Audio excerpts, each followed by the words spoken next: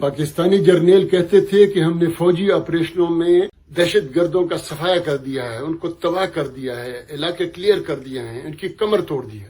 ہم کہتے تھے کہ انہوں نے کسی دہشت گرد کو نہیں مارا، انہوں نے ہمارے بازار، ہمارے گھر تباہ کیے ہیں۔ انہوں نے طالبان کا صفایا نہیں کیا، انہوں نے ہمارے گھروں کا صفایا کیا ہے۔ کوئی فریج، کوئی ٹی وی، کوئی کمبل نہیں رہا۔ لیکن پاکستانی میڈیا کہتا، اور ہم کہتے تھے کہ ان کو محفوظ ٹھکانوں تک لے کے گئے ہیں، لیکن پاکستانی میڈیا کہتا تھا کہ پاکستانی فوج دنیا کی واحد فوج ہے جنہوں نے دہشت گردوں کو شکست دی ہے۔ اب پھر یہ دیوالیہ ہونے والے ہیں، ڈالر ختم ہو گئے ہیں۔ جنرل باجوہ، جنرل فیض حمید، بیرسٹر سیف اور تحریک انصاف کے پچھلے دور میں یہ دہشت گردوں کو واپس محفوظ ٹھکانوں سے واپس لیا ہے۔ مولانا فضل الرحمان نے پی ڈی ایم سوات کے جلسے میں اس کا جشن منایا تھا۔ اب دہشت گردی کے جو بھی واقعات ہو رہے ہیں یہ یہی کروا رہے ہیں۔ بنو کا سی ٹی ڈی ڈرامہ یا پولیس لائن پشاور میں جو بم یا بمبار لایا گیا، کیا اس کو اسرائیل یا انڈیا لے کر آئے؟ وہ تم ہی لے کر آئے ہو اپنے خزانے بھرنے کے لیے۔ پھر ہماری لاشیں چاہیے، پھر تم جہاد کو بیچو گے، پھر تم اسلام کو بیچو گے، پھر ایک اور نئی جنگ لڑو گے، ہمیں برباد کرو گے، خود کو آباد کرو گے، پھر تم اب ماما جان اور دادی جان پیزے بناؤ گے، پھر یورپ میں جزیرے لو گے۔ لیکن اب ایسا نہیں ہوگا، اب ہم ایسا نہیں کرنے دیں گے۔ تمہاری مکاریاں دیکھ کے ہم نے سیکھ لیا ہے، اب ہم بھی